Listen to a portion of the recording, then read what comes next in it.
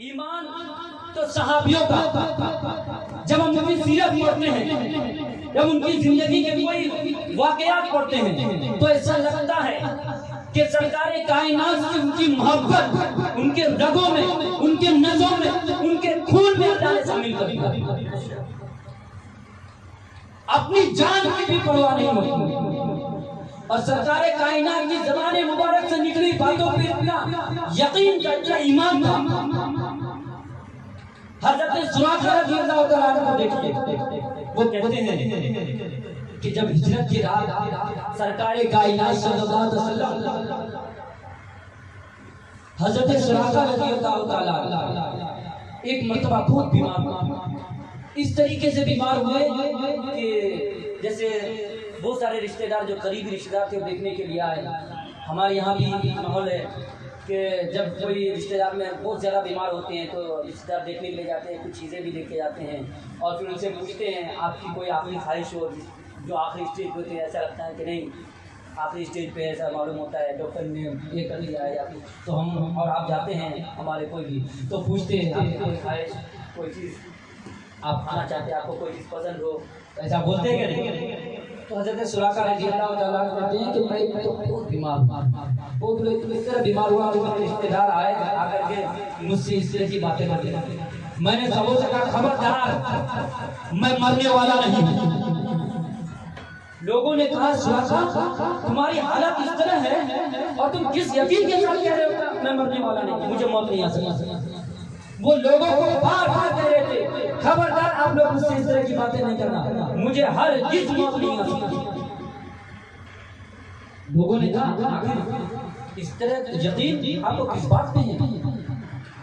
تو حضرت سراقہ رضی اللہ تعالیٰ عنہ بیان کرتے ہیں کہ ہجرت کی رات میرے سرکار کائنات کی ذات ابو بکر صدیق کے ساتھ نکلے۔ جب مکے کے کافروں کو خبر ہوئی تو مکے کے کافروں نے اعلان کیا کہ جو محمد بن عبداللہ صلی اللہ علیہ وسلم اور ابو بکر صدیق کو پکڑ کے لے کے آئے ان کے لیے 100 سرخ اونٹ انعام میں دیا جائے۔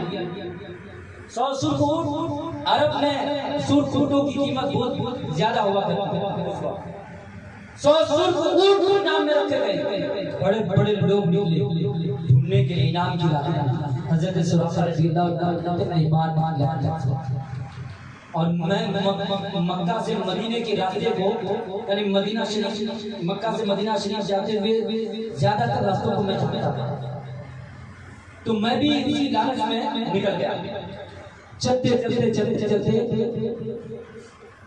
میں سرکار کائنات کو دیکھ لیا، ابو بکر صدیق اور سرکار کائنات، میں گھوڑے پہ تھا، میرے ہاتھ میں کمان اور تیر، میں نے جوہی نشانہ لگایا اور جوہی تیر چلانے کی کوشش کیا تو حضرت عثمان غنی پلٹ کے دیکھے اور سرکار سے کہا یا رسول اللہ وہ دیکھو سراقہ وہ ہم پر حملہ کرنا چاہتا ہے، اس کی نیت خراب ہے۔ تو سراقہ کہتے ہیں کہ سرکار نے زمین سے فرمایا خود اے زمین سراقہ کو پکڑ۔ زمین اچانک میں کیا دیکھا کہ میرے گھوڑے دھس رہے زمین میں اور میں نیچے اترا تو میرا پیر بھی دھس رہا، پھر اٹھا اور معافی مانگا میں نے دل میں تو میں اٹھا، پھر گھوڑا لے کے تھوڑی دیر آگے گیا تو سوچا ہو سکتا ہے زمین ہی کچھ نرم ہو، پھر میں نے دوبارہ کمان کسا اور تیر چلانے کے لیے جوئی اپنے ہاتھ کو آگے بڑھایا، پھر سرکار نے فرمایا خوزے ڈال اے زمین تو سراقہ کو پکڑ۔ پھر دوسری مرتبہ، تیسری مرتبہ بھی میں نے ایسا کیا، جب تیسری مرتبہ کیا تو سرکار کائنات میرے قریب اور فرمایا سراقہ کیوں اس طریقے سے حرکت کر رہا؟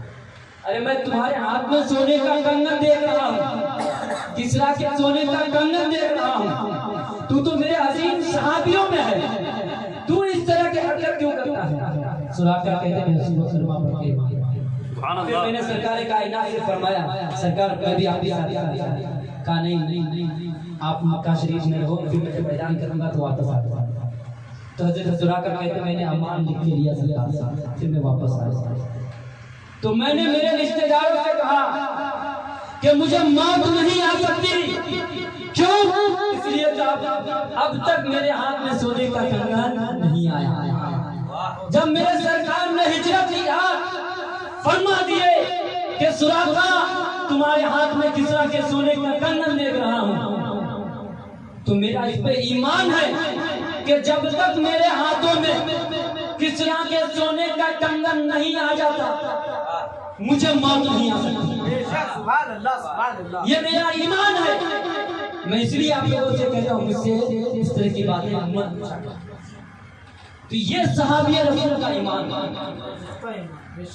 لیکن آج ہم دیکھیں ہمارے معاشرے کو تو لوگ کیسی کیسی باتیں کرتے نظر آتے ہیں۔ کچھ لوگ کہتے لگتا ہے قیامت ہوئی، لگتا ہے قیامت آنا، کچھ لوگ تو معاذ اللہ اس طرح کی باتیں کرتے ہیں۔ جب میرے سرکار نے فرما دیا ہے کہ جس کے نتیجے جب ہم سنیوں کا عقیدہ ہے کہ اللہ کی مرضی کے بغیر ایک پتا نہیں ہل سکتا، تو اللہ کی مرضی کے بغیر ایک کورونا جان کیسے لے سکتے ہیں؟ بے شک سبحان اللہ۔ جب اللہ کی مرضی کے بغیر پتا نہیں ہل سکتا تو اللہ کی مرضی کے بغیر کورونا جان نہیں لے سکتے۔ نعرہ تکبیر، نعرہ رسالت،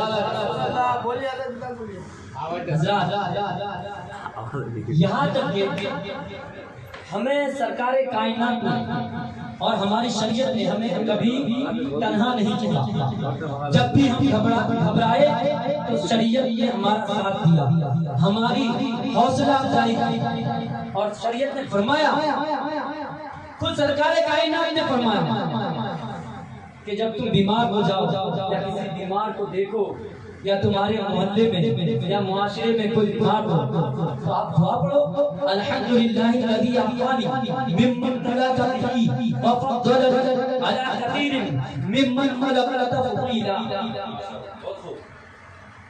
یہ واقعہ سرکار اعلیٰ حضرت